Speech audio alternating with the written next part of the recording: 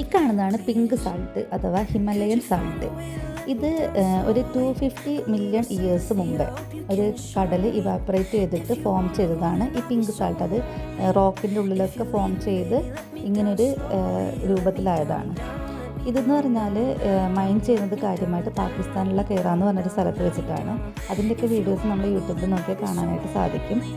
പിന്നെ ഇതിനകത്തുള്ളൊരു പ്രത്യേകത എന്ന് പറഞ്ഞാൽ ഇതിനകത്തൊരു 84 ട്രേസ് മിനറൽസ് ഉണ്ട്. അതുകൊണ്ടാണ് ഇത് ആയുർവേദത്തിൽ ഒരുപാട് പ്രൊമോട്ട് ചെയ്യുന്നത്.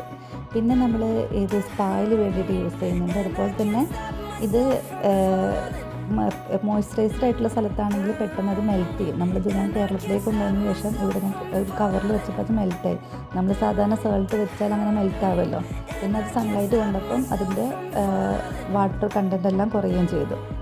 പിന്നെ ഇതിനെ പറ്റിയിട്ട് ഒരുപാട് ഫേമസ് ആയിട്ടുള്ള വിദേശത്തിലുള്ള ഷെഫുകളൊക്കെ ഇതിൻ്റെ വീഡിയോസൊക്കെ ഇട്ടതുകൊണ്ടാണ് ഇതിത്ര ഒരുപാട് ഫേമസ് ആയിട്ട് വന്നത്. ഇപ്പോൾ ഈ ഇടയായിട്ട് ഒരുപാട് ഫാറ്റ് കുറയ്ക്കുന്നും അങ്ങനെ ഒരുപാട് കാര്യങ്ങൾ വീഡിയോസ് വന്നുണ്ട്. പക്ഷെ അതൊന്നും സയൻറ്റിഫിക്കലി പ്രൂവ്ഡ് അല്ല.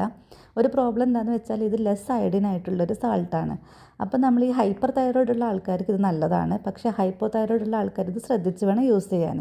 ഇന്ത്യയിൽ നമ്മൾ പഠനത്തിൽ അറിയുന്നത് അയഡിൻ വളരെ കുറവായതുകൊണ്ടാണ് നമ്മൾ അയഡൈസ്ഡ് സാൾട്ട് ഉണ്ടാക്കിയത്. അപ്പം ഇത് നമ്മൾ യൂസ് ചെയ്യുമ്പം അത് ശ്രദ്ധിച്ചിട്ട് വേണം ചെയ്യാൻ. പിന്നെ ഇത് ലാമ്പായിട്ട് ഡെക്കറേഷന് വേണ്ടി യൂസ് ചെയ്യുന്നുണ്ട്. കാരണം അയൺ ഉള്ളത് കൊണ്ട് മോയ്സ്ചർ ഒരുപാട് അത് അബ്സോർബ് ചെയ്യും. അപ്പം അങ്ങനെ ഡെക്കറേഷന് വേണ്ടിയിട്ട് ഇത് യൂസ് ചെയ്യുന്നുണ്ട്.